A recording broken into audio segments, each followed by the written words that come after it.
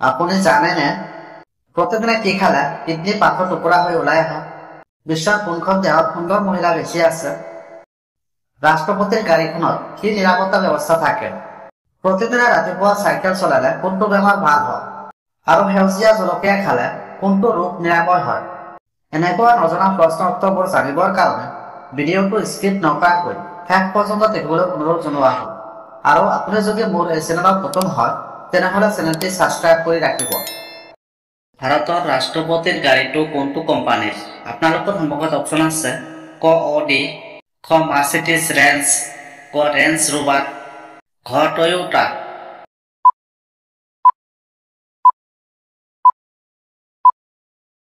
ইয়াৰ সঠিক উত্তৰটো হ'ব খ মাৰ্চিডিজ ৰেঞ্জ। ডেংগু মহে দিনটোত কোন সময়ত বেছি সক্ৰিয় হৈ থাকে? আপোনালোকৰ সন্মুখত অপশ্যন আছে ক ৰাতিপুৱা, খ সন্ধিয়া, গ নিশা, খ 1 বজাৰ পিছত।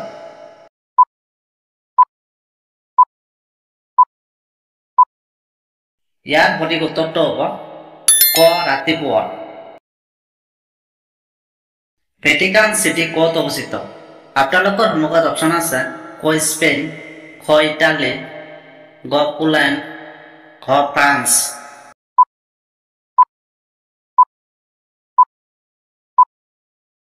ইয়াৰ সঠিক উত্তৰটো হ'ব খ ইটালী। আগা খান মহল কোন বছৰত নিৰ্মাণ কৰা হৈছিল? আপোনালোকৰ সন্মুখত অপশ্যন আছে ক 1892 চনত, খ 1855 চনত, গ 1811 চনত, ঘ 1870 চনত।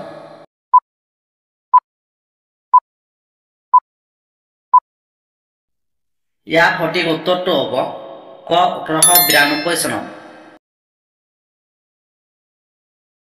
চিলেট দেশখন মূলতঃ কি আছিল? আপোনালোকৰ সন্মুখত অপশ্যন আছে ক এখন জাহাজ, খ এখন শিলৰ দ্বীপ, গ এটা সামুদ্ৰিক প্লেটফৰ্ম, ঘ এখন বিমানবন্দৰ।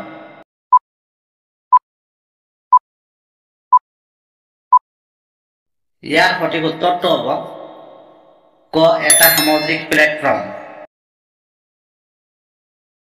প্ৰতিদিনে ৰাতিপুৱা চাইকেল চলালে কোনটো বেমাৰ ভাল হয়?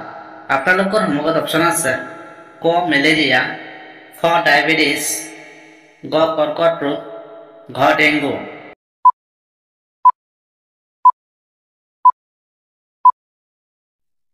ইয়াৰ সঠিক উত্তৰটো হ'ব খ ডায়েবেটিছ। কোনবোৰ খাদ্য খালে মূৰৰ বিষ বৃদ্ধি হ'ব পাৰে? আপোনালোকৰ সন্মুখত অপশ্যন আছে ক মেগী, খ চকলেট, গ ভাত, ঘ ডাল।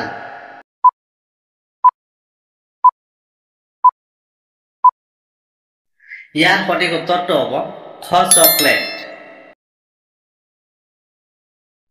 ৰাতি টোপনি অহাৰ আগতে কি খালে শৰীৰৰ সৌন্দৰ্য উজ্জ্বল হয়? আপোনালোকৰ সন্মুখত অপশ্যন আছে ক পানী, খ ভাত, গ ৰুটি, ঘ গাখীৰ।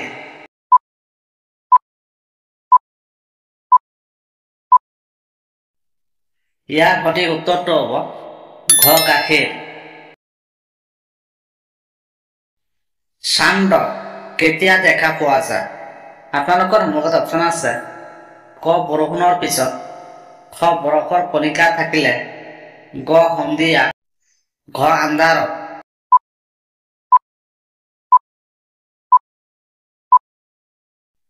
ইয়াৰ সঠিক উত্তৰটো হ'ব খ বৰফৰ কণিকা থাকিলে। ডেংগু মহে বেছি ক'ত জন্মায়? আপোনালোকৰ সন্মুখত অপশ্যন আছে ক পথাৰত, খ গৰম ঠাইত, গ ঠাণ্ডা পানীত, খ ৰখা পানী থকা ঠাইত।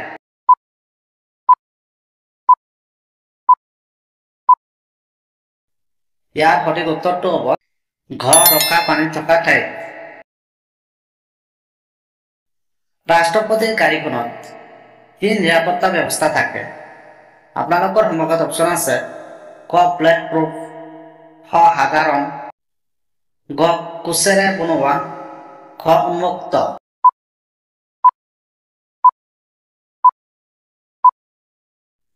ইয়াৰ সঠিক উত্তৰটো হ'ব ক ব্লেক ৰোড। নেপালৰ বিখ্যাত যোদ্ধা দলটো কি নামেৰে জনা যায়? আপোনালোকৰ সন্মুখত অপশ্যন আছে ক চাওলা ফৰ্চ, খ গোখৰা সেনা, গ ৰাজপুত বাহিনী, খ ৰয়েল গাৰ্ড।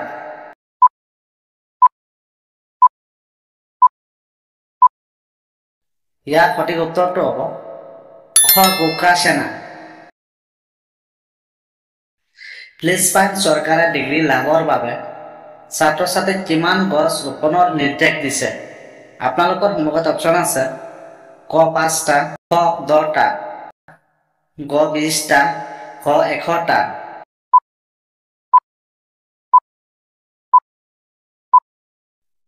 ইয়াৰ সঠিক উত্তৰটো হ'ব খ 10টা।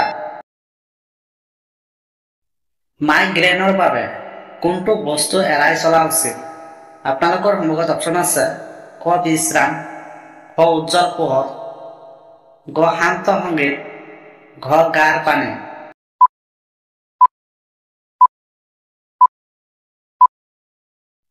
ইয়াৰ সঠিক উত্তৰটো হ'ব খ উজ্জ্বল পোহৰ।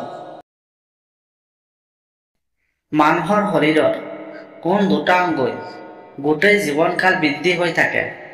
আপোনালোকৰ সন্মুখত অপশ্যন আছে ক কাণ আৰু চকু, খ হাত আৰু ভৰি, গ আঙুলি আৰু চকু, ঘ নাক আৰু ডিঙি।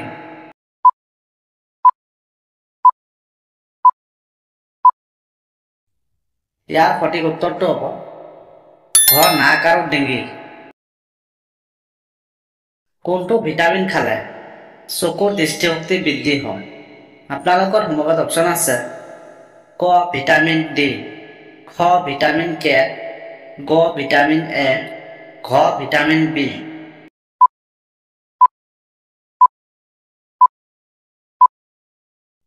ইয়াৰ সঠিক উত্তৰটো হ'ব গ ভিটামিন এ। বিশ্বৰ কোনখন দেশত সুন্দৰ মহিলা বেছি আছে? আপোনালোকৰ সন্মুখত অপশ্যন আছে ক ইংলেণ্ড, খ আমেৰিকা, গ ভাৰত, ঘ তুৰস্ক।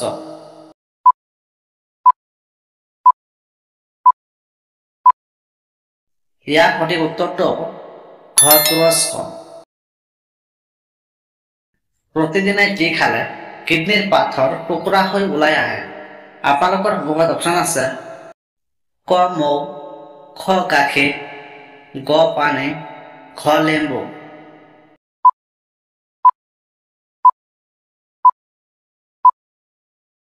ইয়াৰ সঠিক উত্তৰটো হ'ব ঘ লেম্বু। আপোনাৰ এনে এটা বস্তু আছে যিটো আপোনাতকৈ বেলেগহে বেছি ব্যৱহাৰ কৰে, বস্তুটো কি?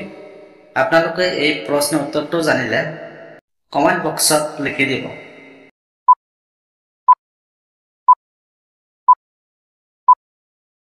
ইয়াৰ সঠিক উত্তৰটো হৈছে আপোনাৰ নাম। সেউজীয়া জলকীয়া খালে কোনটো ৰোগ নিৰাময় হয়?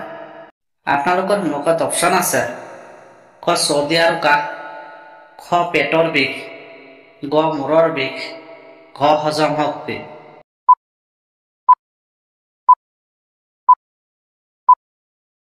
ইয়াৰ সঠিক উত্তৰটো হ'ব খ চৰ্দি আৰু কাহ।